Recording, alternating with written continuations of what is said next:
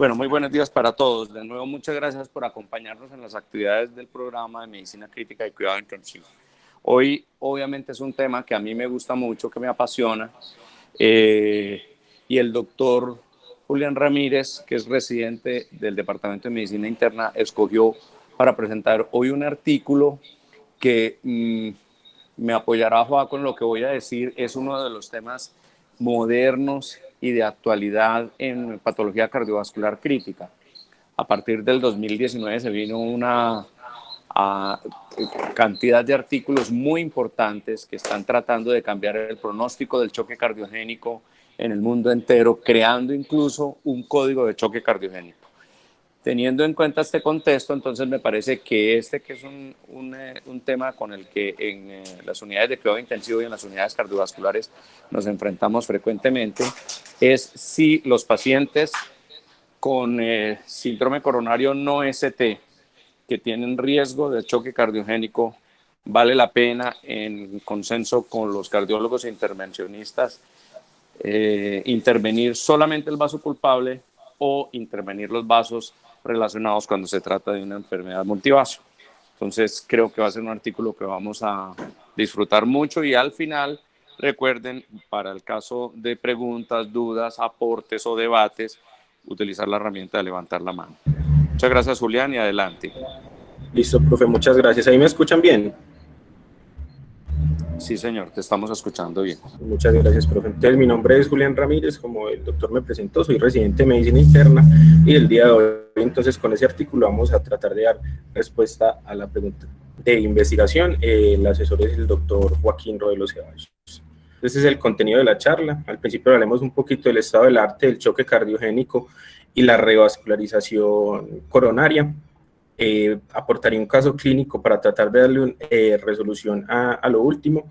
Expondremos el estudio, un análisis crítico del mismo, por último están unas conclusiones personales y a lo último la discusión del caso. Entonces, el choque cardiogénico, ¿cuál es la definición? Digamos que una de las más aceptadas que hay en la actualidad de choque cardiogénico, y es un estado de disfunción cardíaca que genera hipoperfusión distal, hipoxia e hipotensión, y que es refractario a líquidos endovenosos. Pues digamos que es la definición que hay de trabajo, y vamos a ver cómo se refina más esto y cómo se hace el diagnóstico del choque cardiogénico.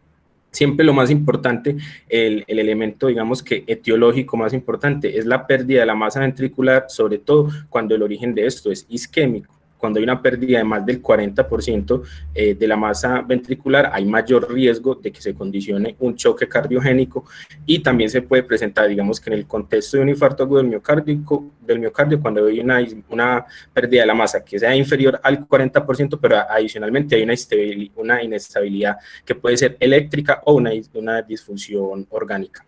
No es solo el infarto del miocardio el que condiciona, digamos que como etiología del choque cardiogénico, también están las valvulopatías, también están la falla cardíaca agudamente descompensada y otras etiologías, pero el día de hoy nos vamos a centrar en el origen isquémico.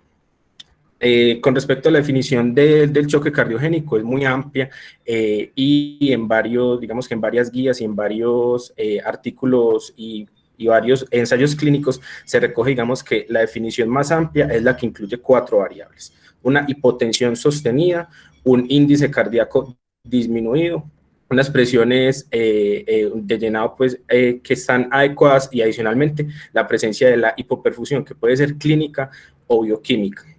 Yo propongo pues como una definición que nos sirve más a los clínicos que no tenemos, digamos que como los internistas que no tenemos en nuestro quehacer siempre el monitoreo hemodinámico invasivo, la que da la Sociedad Europea de Cardiología, y es tener una hipotensión sostenida, definida como una presión arterial sistólica menor de 90 milímetros de mercurio, más de 30 minutos, y un paciente que tenga una adecuada hidratación y tener signos de hipoperfusión, que los que definen ellos es la presencia de oliguria, extremidades frías, hiperlactatemia, acidosis metabólica y una saturación venosa central menor del 65%. Ellos dan, digamos que eso es una definición somera de trabajo, y en ellos dicen que los pacientes deben presentar las 2 primeras y al menos una de los signos de hipoperfusión.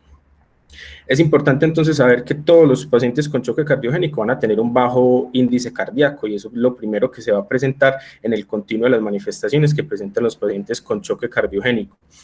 Va a haber una resultante hipoperfusión y está la congestión, que en el paciente con choque cardiogénico, de manera independiente, la presencia de congestión se relaciona con la mortalidad, incluso más que la disminución del gasto cardíaco.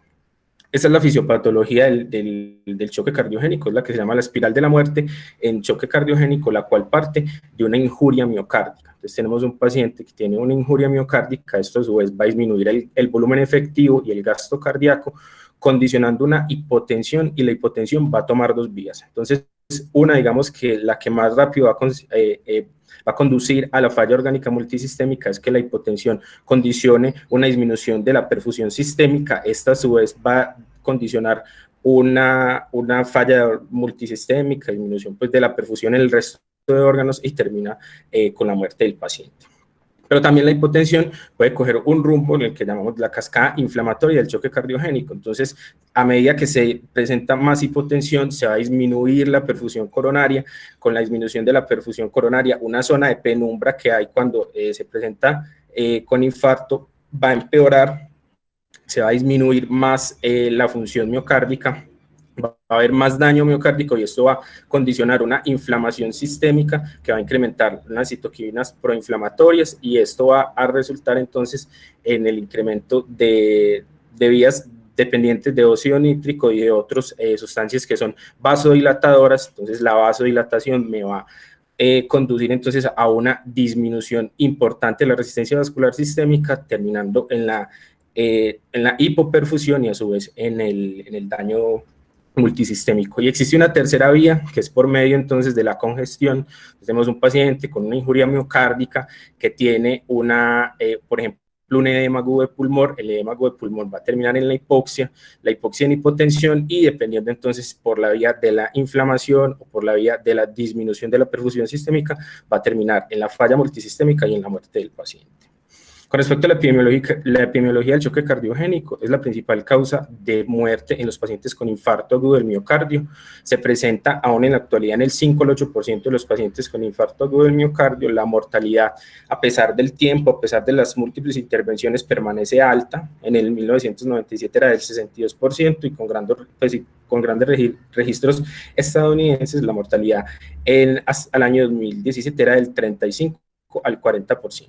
Porque es importante entonces mencionar la enfermedad multivaso en los pacientes con choque cardiogénico, porque el 75% de los pacientes que se presentan con choque cardiogénico en el momento de su presentación tienen un compromiso de una o más vasos coronarios.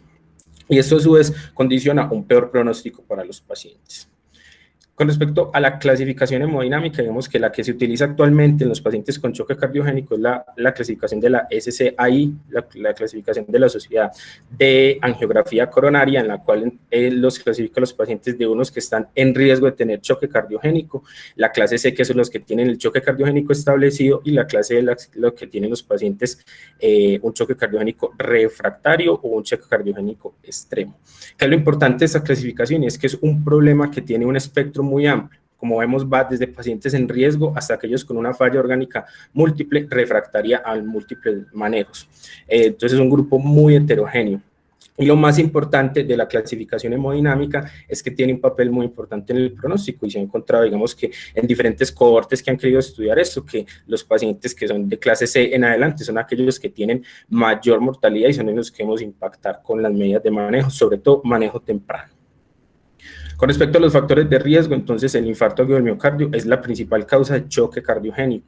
Este es un estudio publicado en el 99 cuando no se sabía que la revascularización temprana era la medida que más disminuye mortalidad en choque cardiogénico. En ese entonces, en esa cohorte se vio que el 79% de los pacientes que cursaban con choque cardiogénico eran en el contexto de un infarto agudo del miocardio.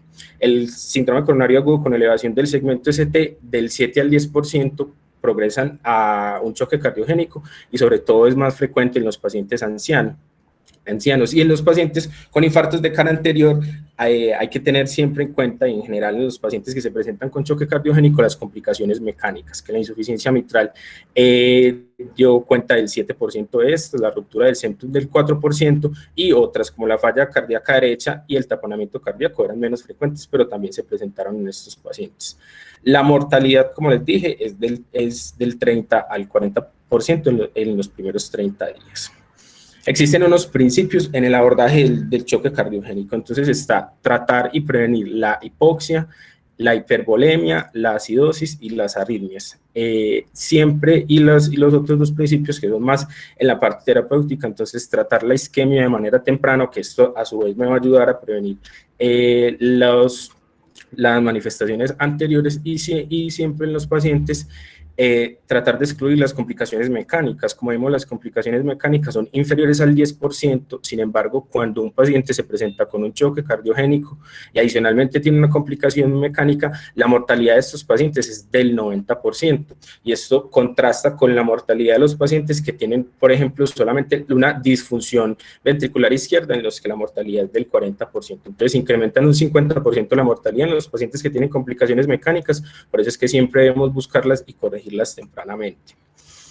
Acá pues un repaso somero de cuál es como el manejo inicial actual que hay del choque cardiogénico. Entonces, en lo macrohemodinámico, la meta que se tiene de presión arterial media es tener una presión arterial media mayor de 65 milímetros de mercurio, y digamos que ha superado el tiempo, y hay evidencia para decir eso, que en la actualidad el vasopresor de elección en el paciente con choque cardiogénico es la norepinefrina. Sin embargo, pues dependiendo del patrón hemodinámico y individualizando pues los casos, se pueden utilizar, digamos que de manera temprana, los inotrópicos, pero lo que hay pues como en la literatura es iniciar pues con norepinefrina y luego utilizar los inotrópicos. Con respecto a la dopamina, adrenalina y vasopresina, no son pues de manejo ideal, pero existen algunos subgrupos específicos de pacientes que se podrían beneficiar. En el caso de la dopamina y la adrenalina, son los pacientes que se presentan con bradicardias extremas. En los casos de vasopresina, entonces sabemos que la vasopresina solamente tiene efecto en los vasos, no tendría efecto a nivel cardíaco, no mejora la frecuencia, no mejoraría digamos que en lo macro, pues no mejora el gasto cardíaco. Y los pacientes que se benefician de eso, entonces, son los pacientes que están más vasopléjicos. Pueden ser los pacientes que adicionalmente cursan con un choque séptico, o que tienen, por sus características individuales, más propensión a la vasoplegia, como son los pacientes muy acidóticos y muy hipoxémicos. Con respecto al soporte respiratorio de estos pacientes, el 43% van a requerir ventilación mecánica, y esto cambia y depende pues del estudio en el que se vea. Por ejemplo, en el Shock Trial, que fue publicado en el 99, en ese entonces el 80% de los pacientes requirieron ventilación mecánica invasiva. Entonces, en esos pacientes, con la meta de disminuir el trabajo respiratorio y mejorar el gasto cardíaco, muchos de ellos van a requerir ventilación mecánica invasiva. Otro de los, digamos que de los grandes pilares del tratamiento, entonces está la ecocardiografía, y se ha escrito pues mucho la ecocardiografía en la cabecera del paciente, pero digamos que la ecocardio permite varias cosas, entre ellas detectar las complicaciones mecánicas, como dijimos, tienen alto riesgo de mortalidad, buscar diagnósticos diferenciales, no solamente pues el choque cardiogénico, sino algunas alteraciones de la hemodinamia cardíaca, la presencia de valvulopatías, entre otras cosas. Ver la función ventricular y tratar de clasificar entonces si hay disfunción ventricular izquierda, derecha, o si hay disfunción biventricular. Sirve también para guiar la terapia de manejo. Incluso pues con la ecocardio se puede saber si un paciente requiere o no un inotrópico de manera temprana, y también da parámetros hemodinámicos del paciente. Con respecto a las estrategias de manejo, entonces ya hablamos de los inotrópicos y vasopresores. Están entonces las medidas con los dispositivos circulatorios invasivos, y están las de revascularización. Entonces está la fibrinolisis, la intervención coronaria percutánea y el bypass coronario. Entonces, las que son definitivas en el manejo del paciente con síndrome coronario agudo es la intervención coronaria percutánea y el bypass coronario. La fibrinolisis, entonces, es muy importante como tratamiento, pero tanto la fibrinolisis como los dispositivos de soporte hemodinámico, los inotrópicos y los vasopresores son medidas que son transitorias y las revascularizaciones son medidas que son definitivas en el manejo del paciente con choque cardiogénico. Esta es una revisión publicada en la Revista Europea de Cardiología en el año 2015 por el doctor Holger Thiel, que es una de las personas pues, que más ha escrito en choque cardiogénico, y hasta ese año, hasta el 2015, pues, nos hizo pues, como un resumen de cuál era la evidencia que disminuía mortalidad en los pacientes con choque cardiogénico. Entonces, de la que vamos a hablar hoy está la revascularización temprana versus la terapia médica óptima. Disminuye un 18% la mortalidad y esto es estadísticamente significativo. Con respecto a los vasopresores, cuando se compara, todo esto es evidencia de ensayos clínicos. En la comparación que hay entre norepinefrina y dopamina, hay una disminución de la mortalidad de un 25%, lo cual también fue estadísticamente significativo. Y con respecto a los inotrópicos, en lo que había publicado hasta ese entonces, el levosimendan con respecto a la terapia de control disminuía la mortalidad de manera significativa, pero en la actualidad se sabe pues que los otros inotrópicos también tienen un papel muy importante y ya se han evaluado, digamos que más, por ejemplo, la dopamina, la dobutamina con el levosimendan, y son muy similares en disminuir la mortalidad. Con respecto a las otras terapias, por ejemplo, los inhibidores de la glicoproteína 2B3A, los inhibidores de la síntesis de óxido nítrico y los dispositivos de asistencia ventricular son medidas que no han demostrado disminuir mortalidad. Sin embargo, entonces, hay que saber que los dispositivos de asistencia ventricular, los dispositivos, digamos, mecánicos de soporte circulatorio, son medidas que son puentes, que son medidas transitorias, que se utilizan entonces en los pacientes con un choque cardiogénico establecido, que van a ser llevados a alguna otra terapia. Por ejemplo, un paciente que va a ser revascularizado con una anatomía coronaria compleja y no se ha logrado hacer la revascularización, es una medida transitoria que en ese momento va a disminuir mortalidad, aunque como les digo, a largo plazo no se ha demostrado pues que esto sea consistente en la literatura, pero son digamos que terapias que muy del futuro y que se van a requerir, pues, sobre todo en los pacientes que van a ser llevados a otras intervenciones, no solo la revascularización, sino pacientes que van a ser llevados, por ejemplo, a un trasplante cardíaco. Con respecto entonces a la revascularización, hasta el año 99 no se sabía que revascularizar temprano a los pacientes con choque cardiogénico disminuía la mortalidad, y esto fue la pregunta que se hicieron a finales pues, del siglo pasado, y encontraron que si bien no fue consistente, no era estadísticamente significativo en disminuir la mortalidad en los primeros 30 días. En el seguimiento de estos pacientes, en los primeros 6 meses se encontró una disminución significativa de la mortalidad. La mortalidad en los pacientes que fueron revascularizados tempranos fue del 50%, y aquellos que solamente recibieron terapia médica fue del 63%, hubo un 13% de disminución de la mortalidad, y esto fue estadísticamente significativo. En los valores relativos disminuía la mortalidad en un 20%, en el mejor de los casos un 35%, en el mejor de los casos la disminución era del 2%, y con esto se tenía un número necesario a tratar de 8 pacientes para disminuir una muerte en los primeros 6 meses del seguimiento. Ahora sí, entonces entremos en materia en lo que es la enfermedad multivaso. Hay pocos estudios en enfermedad multivaso y pacientes con choque cardiogénico. La mayoría de los estudios se han hecho la pregunta fuera de los pacientes con choque cardiogénico. El primero fue el doctor Darren Mailot en 2013, el que publicó un estudio observacional y se hacía esa pregunta. Entonces, ¿cuál es,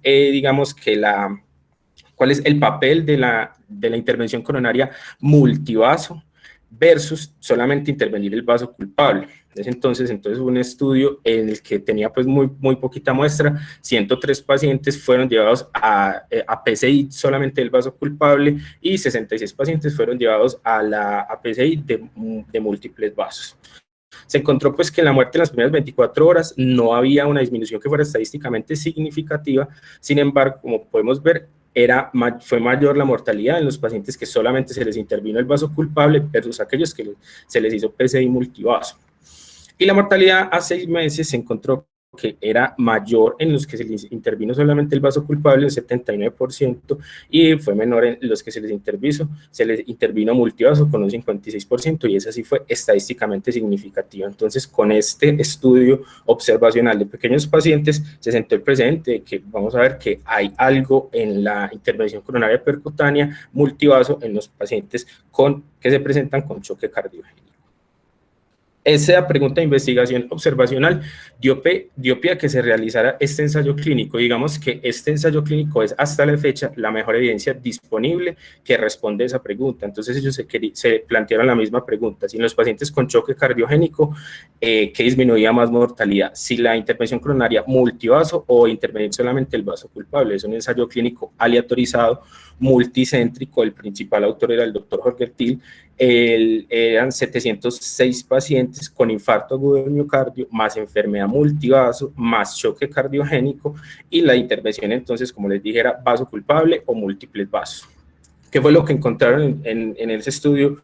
Digamos que es llamativo con respecto a la evidencia que se tenía antes, es que tenían un desenlace primario que eran compuestos entre muerte y lesión renal aguda en los primeros 30 días, y se encontró que la intervención coronaria percutánea multivaso era negativa con respecto a intervenir solamente el vaso culpable. Y esto, digamos que la intervención solamente del vaso culpable disminuyó en la presencia del desenlace en un 17%, con un intervalo de confianza que era significativo entre 0.71 y 0.96. Entonces, digamos que hasta acá, con ese ensayo clínico, solamente se tenía seguimiento hasta los primeros 30 días. Un año posterior a la publicación de ese estudio, los autores publicaron en qué van los pacientes un año después de haber hecho la revascularización.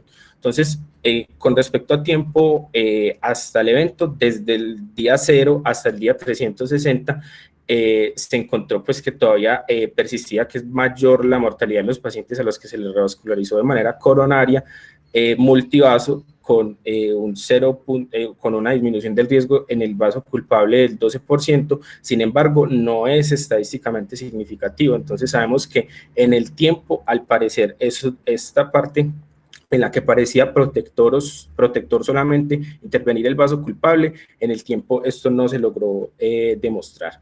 Y también hicieron un análisis en el cual se separaron aquellos que eran de los 0 a los 30 días, que ya sabemos que era 0.84, de los que se presentaban de los 30 días al año. Y en ellos tampoco se demostró que fuera significativo estadísticamente, y pareciera de hecho incrementar el riesgo de mortalidad en aquellos que solamente se les intervino el vaso culpable. Entonces, digamos que teniendo este ensayo clínico, ¿por qué vale la pena, digamos, que estudiar, y cuáles son como los gaps que hay en la evidencia? Y es algo de lo que se propuso los autores del artículo del que voy a presentar a continuación. Entonces, este es el resumen de la evidencia que hay hasta ahora, un metaanálisis publicado en el año 2018 por Mauricio Bertaini, y ellos se hicieron la misma pregunta de los pacientes que se presentaban con choque cardiogénico y con enfermedad coronaria. Entonces, si revascularizar multivaso versus revascularizar PCI, solamente el vaso culpable. Se encontraron 505 estudios, de los cuales cumplieron a cabalidad los criterios de selección: 11 estudios observacionales y un ensayo clínico, que es el CUPRI-CHOC, el que les acabé de presentar. 3 desenlaces importantes. Entonces, primero está mortalidad hospitalaria. En el resumen de la evidencia, si vimos, según el CUPRI-CHOC, la mortalidad fue peor en los pacientes que se revascularizaron multivaso. En el resumen de la evidencia no se para en el punto de no efecto, y no es estadísticamente significativo para demostrar que una u otra intervención disminuye o aumenta la mortalidad. Con respecto a la mortalidad a largo plazo, es el desenlace del que menos se sabe. Hay menos estudios, solamente tenemos hasta un año de seguimiento en el CUPRI-CHOC, y no es estadísticamente significativo. Pareciera, por cómo se ve el intervalo de confianza, que a largo plazo estamos a favor de la revascularización multivaso, y esto, digamos que a priori es una hipótesis que se tiene, y es que si a los pacientes les intervenimos varios vasos, vamos a prevenir el reinfarto, y por ende se va a prevenir la mortalidad a largo plazo. Pero vemos que no es estadísticamente significativo, que el intervalo de confianza es de 0.52 a 1.07, y en ese aspecto solamente se tiene evidencia observacional. Y como tercer desenlace importante, entonces está el requerimiento de diálisis, que se evaluó pues, en diferentes estudios. Tanto en el Culprit Shock, que es el ensayo clínico, como en la evidencia observacional que evaluó este desenlace, no hay significancia estadística, ambos cruzan la unidad. Entonces en el total pareciera entonces que la intervención multivaso incrementará el riesgo de la terapia de reemplazo renal, pero esto no es estadísticamente significativo. Entonces, acá quiero dar pues como la conclusión del resumen de la evidencia para entrar en el caso clínico y en el estudio. Es lo siguiente: la revascularización multivaso pareciera incrementar la mortalidad hospitalaria, pero en el resumen de la evidencia esto no fue estadísticamente significativo. La revascularización multivaso pareciera disminuir la mortalidad a largo plazo, pero a la fecha son pocos los estudios que han dado respuesta a esta pregunta y los resultados no han sido estadísticamente significativos. Por otro lado, la revascularización multivaso pareciera incrementar el riesgo de terapia de reemplazo renal, pero esto tampoco ha sido estadísticamente significativo en el resumen de la evidencia. Y por último, no existe hasta la fecha un estudio que haya evaluado la revascularización multivaso solo en los pacientes que se presentan en el contexto de un infarto agudo del miocardio sin elevación del segmento ST y choque cardiogénico. Este es el caso clínico de trabajo. Tenemos un paciente, don Euclides, de 55 años, que tiene como antecedentes hipertensión arterial, diabetes mellitus tipo 2 y enfermedad pulmonar obstructiva crónica, que se presenta en un servicio de urgencias con un dolor precordial típico de 12 horas de evolución. Se encuentra inestable hemodinámicamente, con requerimiento de vasopresor. Le inician tratamiento con norepinefrina a dosis bajas. En el electrocardiograma no se presenta con elevación significativa e isquémica del segmento ST, y en la coronariografía presenta una enfermedad coronaria multivaso. Entonces, con este caso clínico tenemos la pregunta: ¿cuál es el papel de la revascularización multivaso en los pacientes con infarto agudo del miocardio sin elevación del segmento ST y que se presentan con choque cardiogénico? Este es el estudio que se plantearon para responder esa pregunta. Entonces, es en el que se quería comparar entonces si la revascularización multivaso de vía percutánea versus la revascularización solo del vaso culpable, los pacientes sin elevación del segmento ST que se presentan con choque cardiogénico. Fue publicado el 24 de mayo del presente año en el Journal del Colegio Americano de Cardiología, que es una revista que está indexada en el CEPI. El diseño del estudio es un estudio de cohortes retrospectivo, ¿cierto? No es un ensayo clínico. Fue realizado con una base de datos que tiene el Colegio Americano de Cardiología, que es el CAT-PCI Registry, que utiliza los datos de 1000 sitios en Estados Unidos. Es un registro muy grande de todas las coronariografías que se hacen en Estados Unidos. Utilizaron una cohorte de pacientes que iba desde julio del 2009 hasta marzo del año 2018. Los participantes entonces son aquellos pacientes que cumplían con la definición de choque cardiogénico, que ellos la dieron como la presencia de hipotensión sostenida más de 30 minutos, si se evaluaban pues digamos que hemodinámicamente, que tuvieran un índice cardíaco menor de 2.2, o aquellos que requieran inotrópico o vasopresor o un dispositivo de asistencia circulatoria. La definición que ellos daban de enfermedad multivaso entonces era la presencia de una obstrucción mayor o igual al 70% de al menos 2 coronarias nativas. Y aquí hay una salvedad importante: cuando se comprometía el tronco principal de la coronaria izquierda, contaba como un vaso, pero cuando se comprometían 2 de sus lechos distales, por ejemplo la descendente anterior y la circunfleja, contaba como una enfermedad multivaso. Y definieron el vaso culpable como aquel responsable del síndrome coronario agudo con el que se presentaba el paciente en ese momento. Esos eran los criterios de inclusión. Con respecto a los criterios de exclusión, se excluyeron aquellos pacientes en los que su revascularización fue el bypass coronario, aquellos pacientes que fueron dados de alta a corto plazo y de los que se desconocieron sus resultados porque fueron trasladados a otras instituciones, aquellos pacientes que no tuvieran enfermedad coronaria multivaso, sino que tuvieran solamente un vaso culpable, y de los pacientes de los que no se tuvieran datos de la intervención coronaria percutánea, como la complejidad de la lesión y el tipo de vasos que estaban comprometidos. Entonces la exposición era intervenir un vaso culpable y, el control era intervenir un vaso culpable y la exposición que ellos llamaban era intervenir el culpable más otro vaso. ¿Qué quiere decir esto? No es que se intervinieran todos los vasos que estaban comprometidos, sino que se define intervención coronaria multivaso como aquel al que se le intervino el vaso culpable y adicionalmente se le interviene otro. Y como lo expliqué, en los que son distales al tronco principal de la coronaria izquierda, si se intervino la descendente anterior y la circunfleja, contaba como una intervención coronaria multivaso.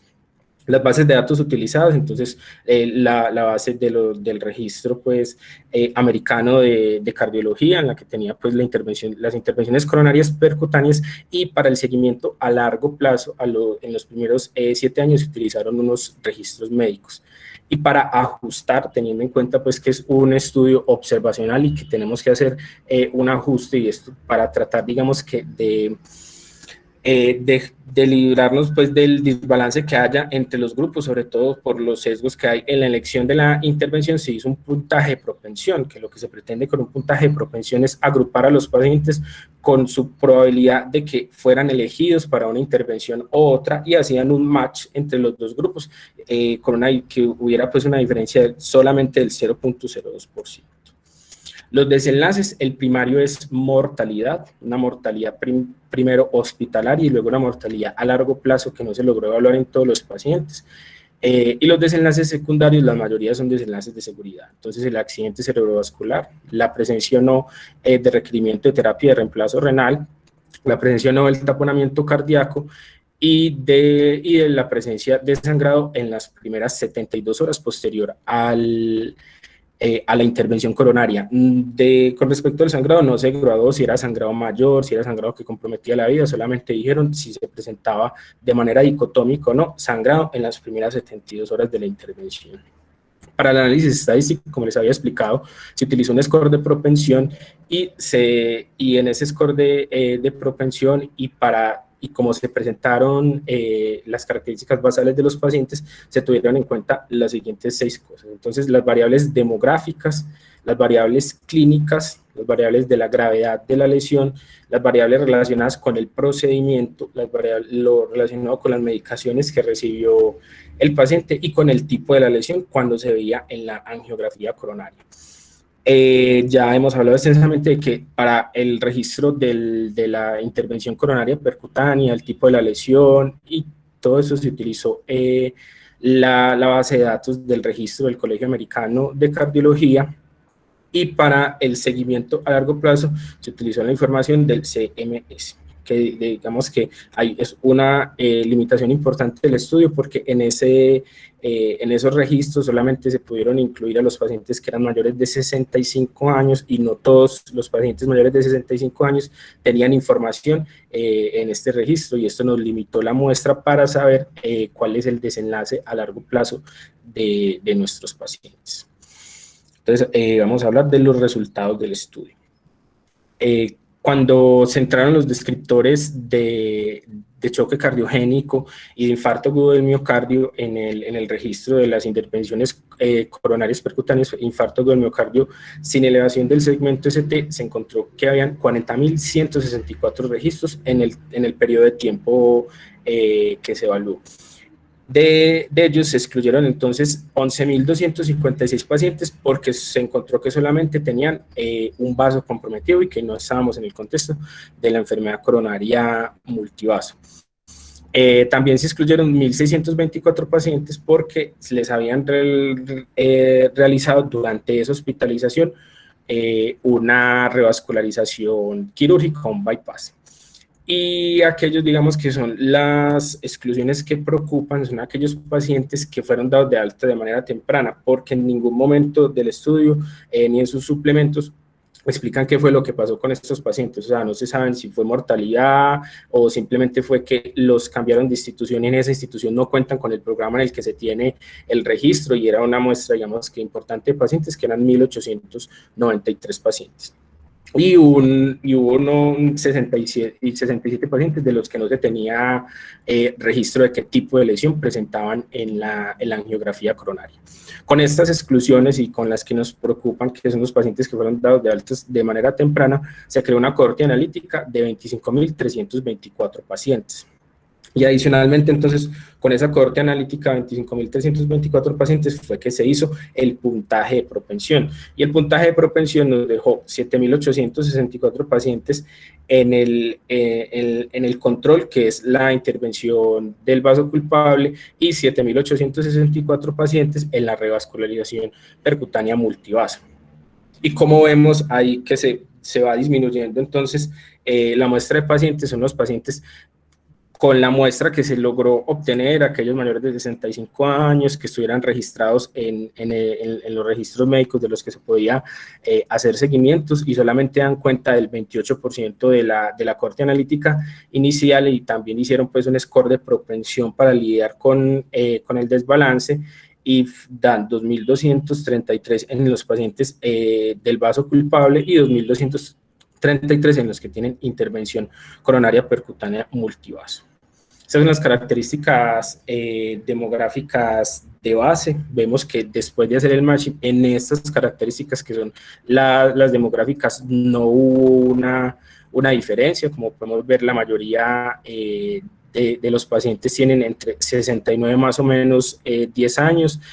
Había un 34% de pacientes mujeres.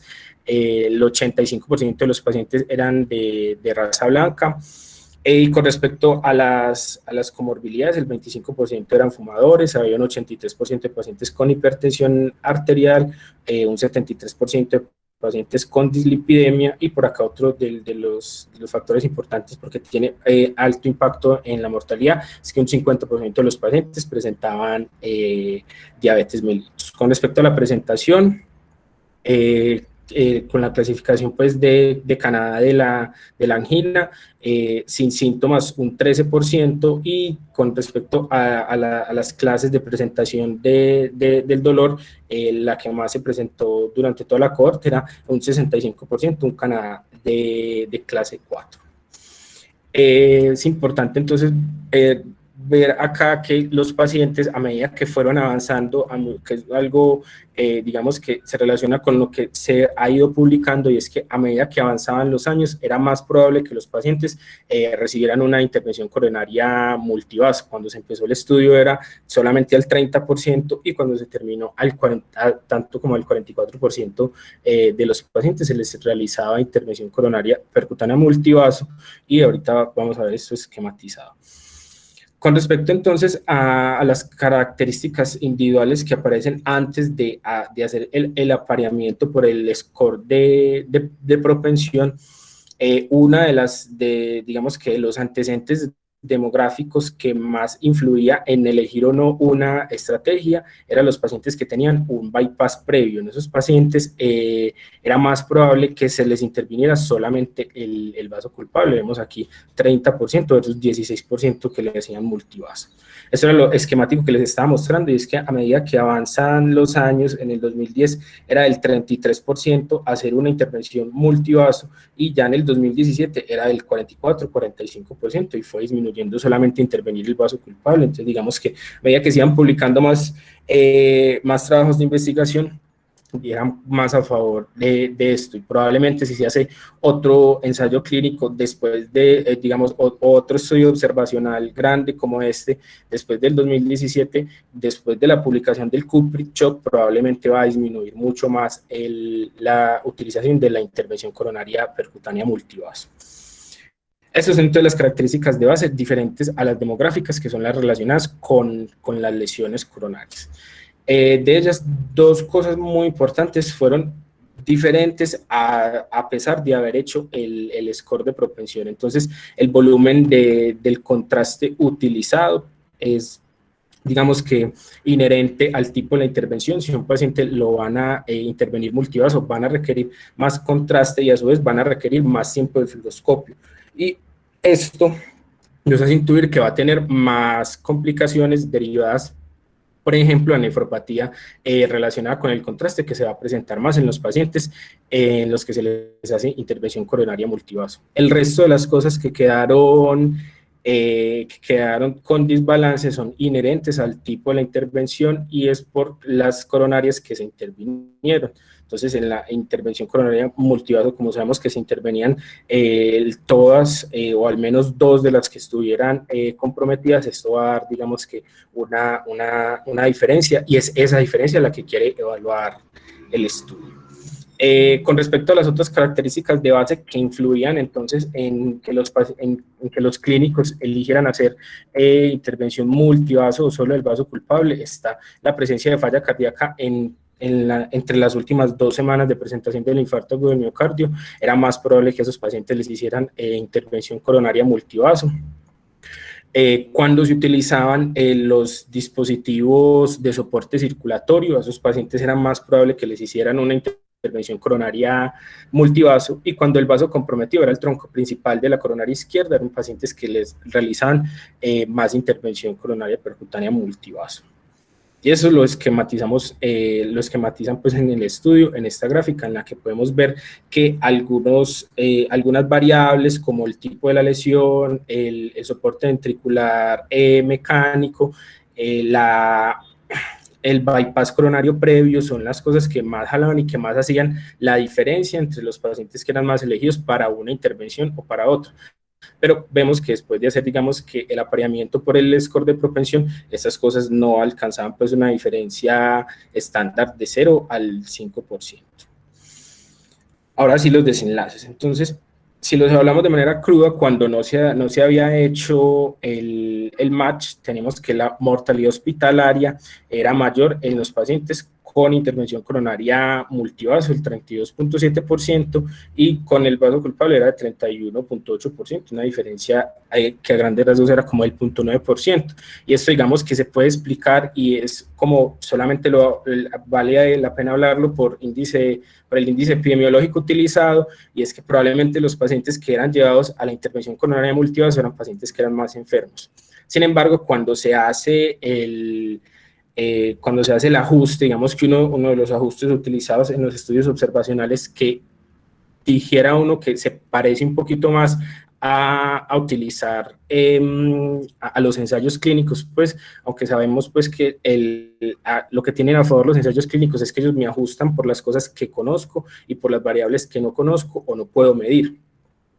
Y en eso vemos que cuando se hace el apareamiento, la mortalidad en la intervención coronaria multivaso es del 30.9%, y cuando se intervino el vaso culpable solamente, la mortalidad era del 34.4%, y esto fue estadísticamente significativo. Entonces, estadísticamente significativo, se podría afirmar que los pacientes que fueron llevados a intervención coronaria percutánea multivaso disminuían en un 4% la mortalidad.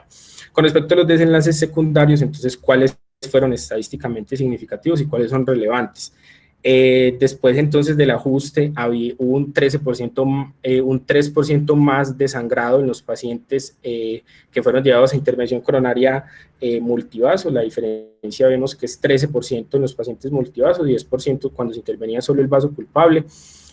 Tanto el accidente cerebrovascular como el taponamiento cardíaco no fueron estadísticamente significativos las diferencias, y como vemos es muy similar entre los dos grupos.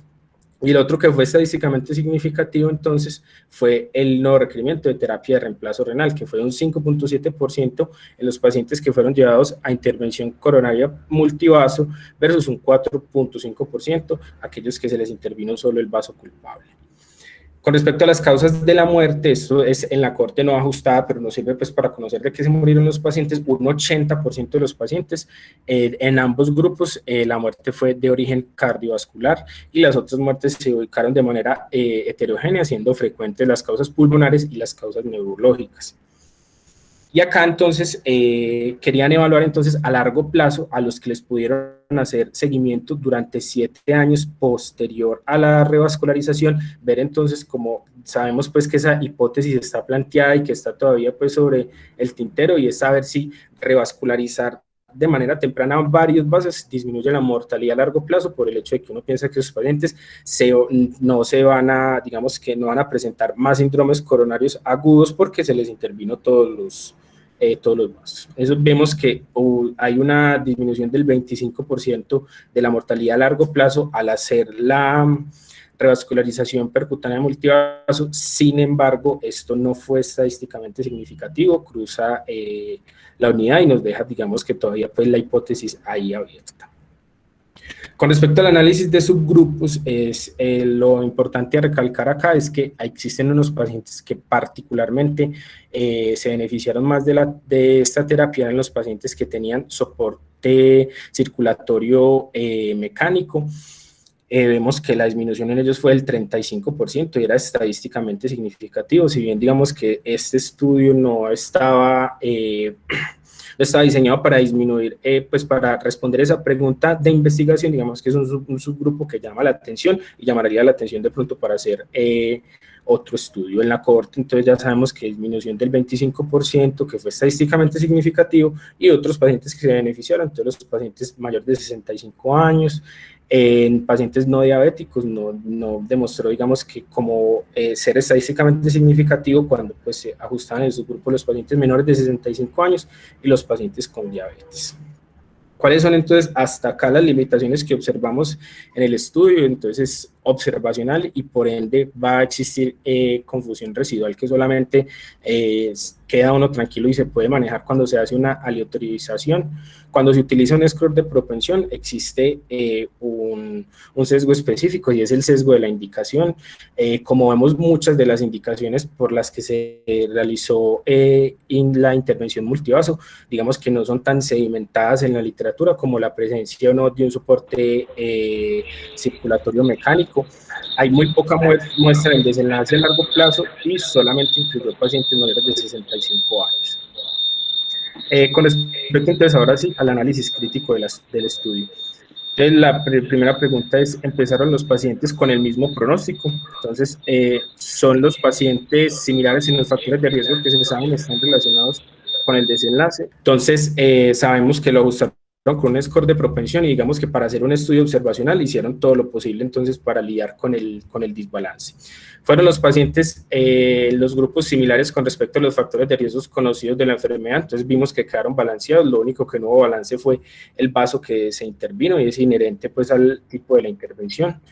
Fueron las circunstancias y los métodos similares entre los grupos para detectar el desenlace, entonces sabemos que por lo menos en los dos grupos se hizo de manera similar, pero estos son registros médicos, son bases de datos y es información de segunda mano, y lo que llama aquí la atención de manera importante es que hubo exclusiones antes de entrar al estudio y no sabemos muy bien pues cuál fue como el motivo de estas exclusiones.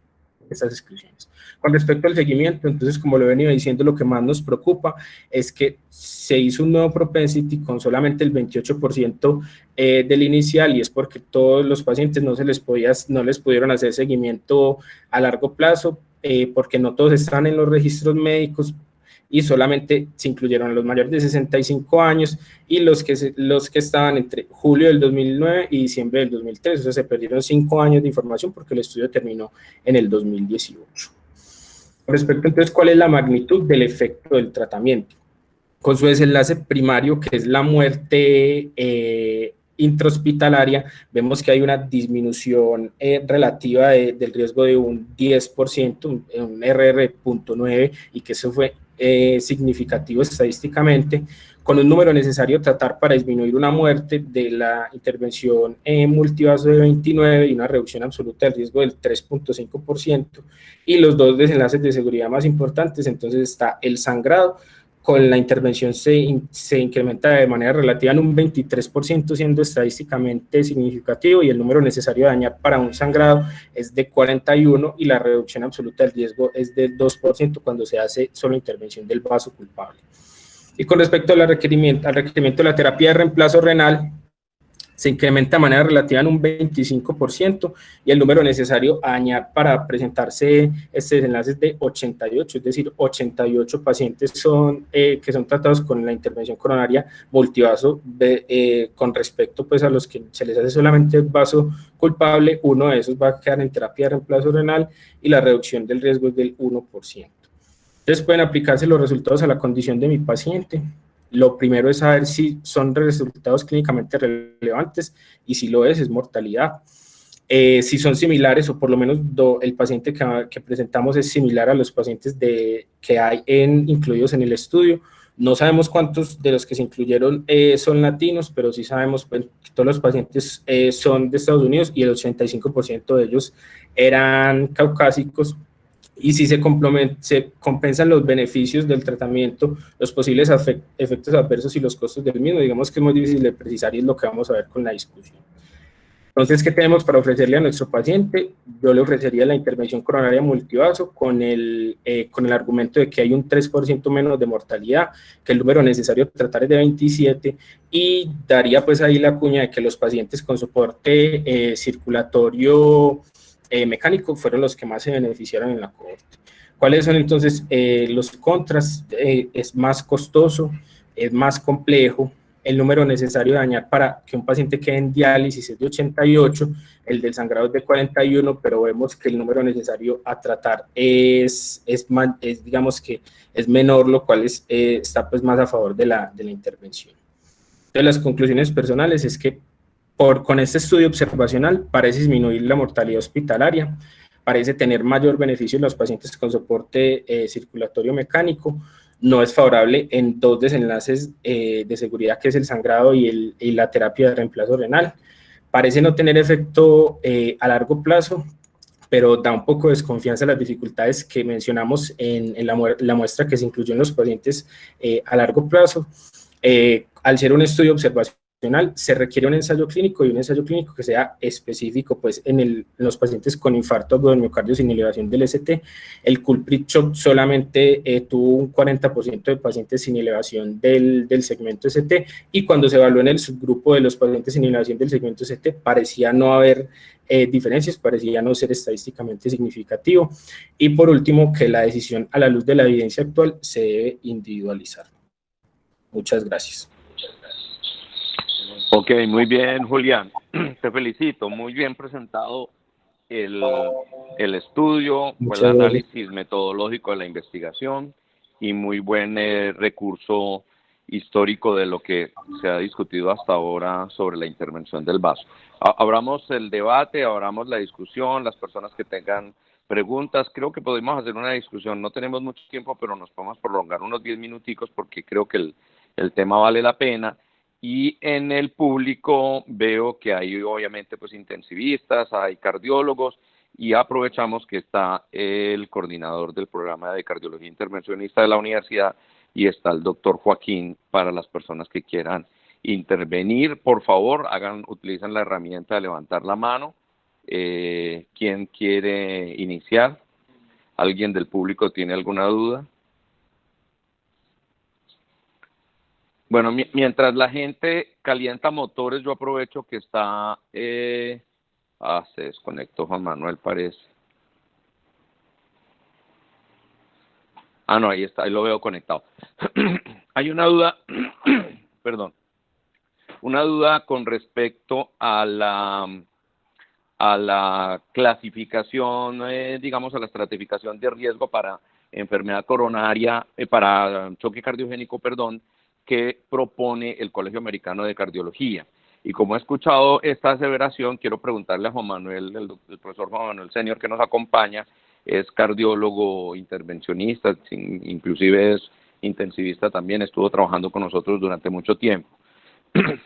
Y con él estamos haciendo un trabajo internacional para sacar un consenso colombiano de choque cardiogénico, y si se puede sacar... digamos que también un código de choque cardiogénico que nos parece muy importante.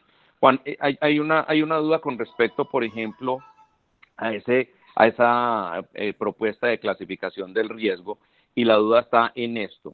Para el caso de la intervención, por ejemplo, del paciente con riesgo de choque cardiogénico, con síndrome coronario no ST, comparado con la clasificación que propone el Colegio Americano de Cardiología, se podría pensar que es lo mismo, se podría estimar que es el mismo riesgo, por ejemplo, que en el síndrome coronario no ST, aunque es el contexto de otra enfermedad, pero se podría estimar que el hecho de que el TIMI, el resultado después de intervención, tenga un TIMI por debajo de 3, sería más o menos lo mismo que en el síndrome coronario no ST con enfermedad multivaso se haga solamente intervención de un vaso. ¿Tú considerarías que se podría pensar que es el mismo factor de riesgo?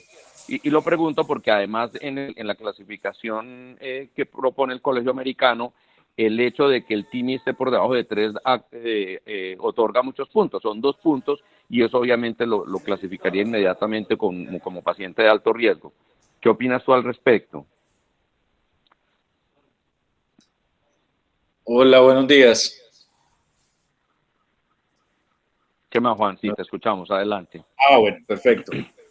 No, en esto hay muchas cosas para discutir en cuanto al manejo del choque cardiogénico. La clasificación es pues, lo que en realidad nosotros estamos siguiendo ahora. Clasificación del choque es la de la SCAI, que fue la que mencionó el residente, precisamente porque hace un enfoque más sobre un continuo en el que se va metiendo el paciente que hace un evento coronario agudo.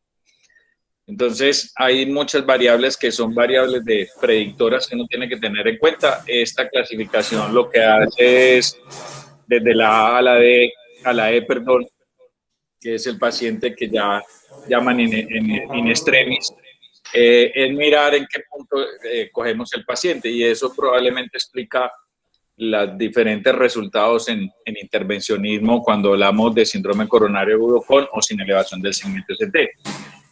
Lo que menciona sobre el flujo que uno tiene, sí, obviamente es muy claro que si uno tiene el éxito de la intervención coronaria percutánea en el paciente con tener un flujo TIMI 3.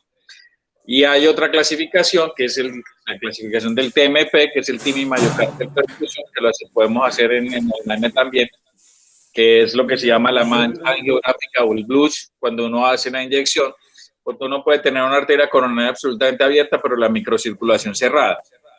Cuando uno tiene un TMP alto, sabe que abrió la arteria, tiene estrés, pero que además tiene una microcirculación abierta, lo que hace que la perfusión sea mejor y uno tenga un mejor resultado en la intervención. Entonces, sí, el flujo TIMI es una de las variables importantes después de haber abierto la arteria.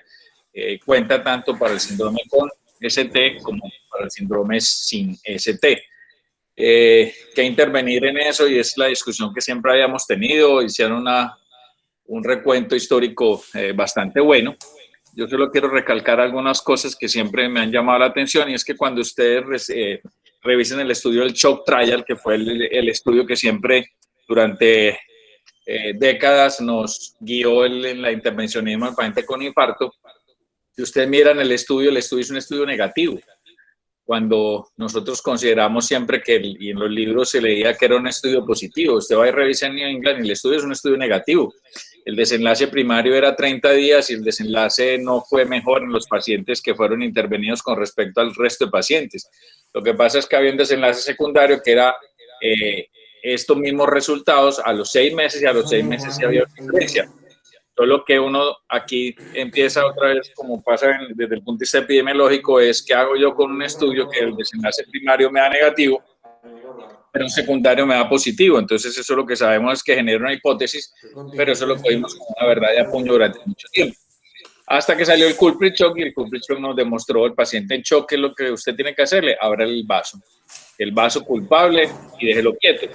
Y más adelante acábelo de revascularizar. O sea, no puede hacer intervención multivaso dentro del mismo episodio de intervención. La recomendación con el culprit shock es no, déjelo quieto, abra el vaso y después usted completa la recuperación cuando el paciente ya está estable. Y mire la evolución. Que el culprit shock al año no haya dado una diferencia marcada, pues obviamente lo que pasa es que usted recupera al paciente, lo saca del choque, ya la evolución a largo plazo no depende solamente de la intervención que usted le hizo, sino del manejo que usted manejo posterior que tenga el paciente. Entonces, en eso puede ser diferente y obviamente eso ya cuenta como una corte y no como un ensayo. El otro aspecto muy importante es qué tipo de shock tiene el paciente. Entonces, ahí está una revisión bastante interesante que vos hiciste sobre la estrategia de Detroit, en donde esos pacientes con shock cardiogénico de entrada los ponen en asistencia ventricular con un impela, los revascularizan y después de revascularizarlos ellos lo que miran es con qué queda el paciente, si queda con falla ventricular izquierda o queda con falla ventricular derecha o queda con falla biventricular, porque de eso depende la asistencia que siga, ¿cierto? Si tiene una falla ventricular derecha después de haber estado revascularizado, reperfundido y con un impela, pues lo que hacen es ponerle una asistencia ventricular derecha.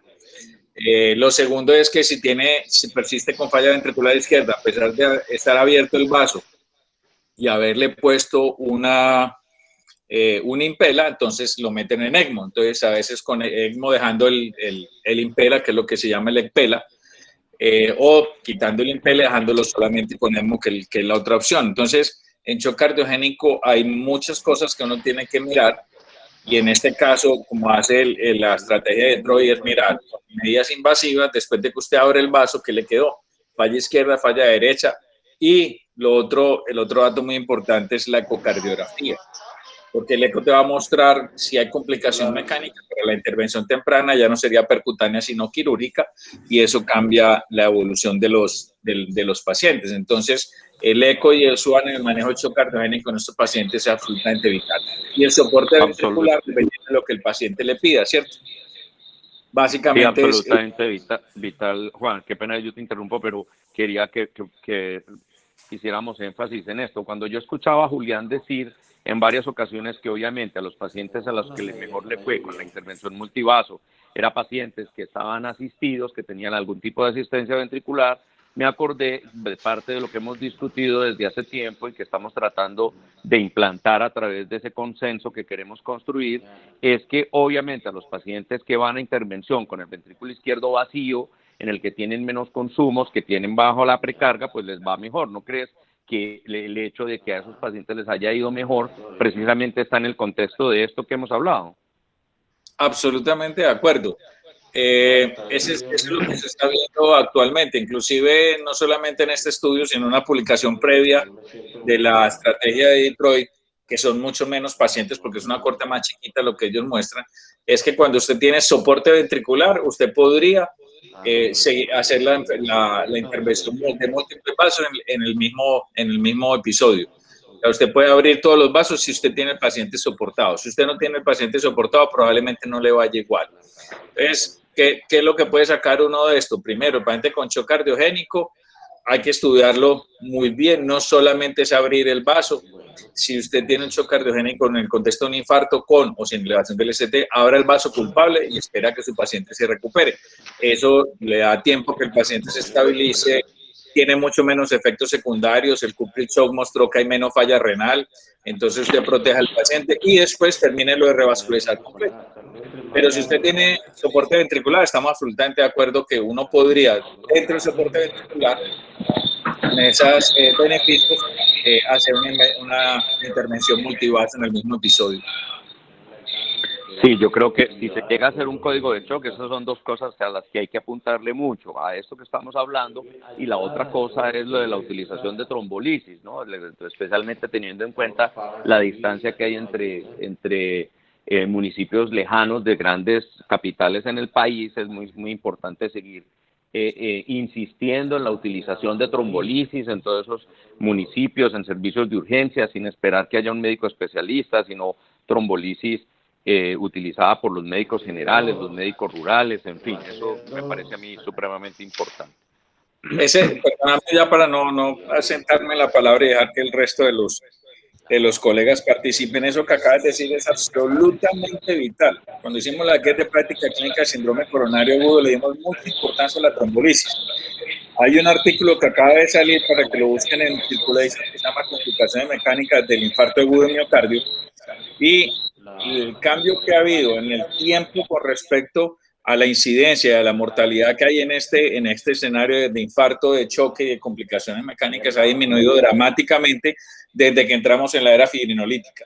Entonces, el que un paciente pueda en una unidad intermedia o pueda en un hospital regional recibir trombolisis y luego ser remitido para estratificación invasiva, disminuye dramáticamente la tasa de complicaciones, disminuye la mortalidad en los pacientes y por eso podemos disminuir la tasa de choque cardiogénico en ellos.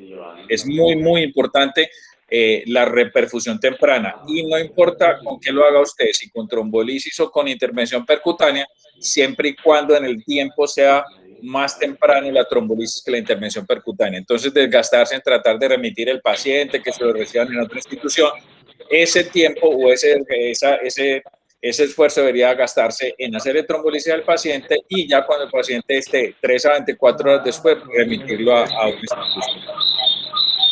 Es cierto. Bueno, nos estamos quedando sin tiempo, pero como este es un grupo de cuidado intensivo, voy a hacer una cuña. En el congreso pasado se discutió algo que está en discusión en el mundo entero, especialmente en Norteamérica y en Europa, que es la supraespecialidad de cuidado intensivo cardiovascular. Incluso hay un debate en el mundo entero sobre si, por ejemplo, son cardiólogos que se especializan en cuidado crítico cardiovascular o intensivistas que hacen una formación más profunda y más sólida en la patología cardiovascular. Nos discutimos con expertos internacionales durante el Congreso y alrededor de varios aspectos, incluyendo las necesidades de cuidado intensivo con supraespecialidad en cuidado en Colombia, todos estuvimos de acuerdo en que se necesita para todas las regiones intensivistas polivalentes que puedan dar resolución a la gran mayoría de patologías de cuidado intensivo. Pero se llegó a un acuerdo, un consenso que es necesario formar intensivistas en patología cardiovascular que inclusive hagan también asistencia ventriculares y tengan una formación mucho más alta en imágenes y en todos los aspectos fisiopatológicos de enfermedades cardiovasculares. Y ahí se habla de la necesidad de que la gente, los médicos, las enfermeras, la gente que atiende de manera constante las patologías cardiovasculares deban ser siempre los mismos para que esas personas con el tiempo vayan adquiriendo esa experticia y esa curva de aprendizaje y de experiencia que da finalmente con los buenos resultados. Nosotros vamos a hacer eso en la Universidad de Antioquia en conjunto con otros médicos. No lo va a hacer solamente la universidad, pero sí hay un proyecto muy interesante de generar una formación en cuidado intensivo cardiovascular en conjunto con otro programa de Bogotá y de Bucaramanga y en conjunto con cardiólogos y expertos internacionales que nos van a acompañar. Bueno, para terminar, nadie levanta la mano. No sé si alguien tiene levantada la mano y se me pasó o alguien quiere hacer alguna otra apreciación. Joaco, ¿quieres hacer alguna otra apreciación antes de terminar? Joaquín. Buenos días para todos. No, primero felicitar al residente, hizo una contextualización muy buena y una presentación muy buena, tanto del tema como del artículo, y darle las gracias al doctor Juan Manuel Senior por apoyarnos este día en la reunión, que era pertinente pues su presencia para la discusión de lo que hacemos en la ciudad y en el programa de cuidado crítico de la Universidad de Antioquia. No tengo más comentarios.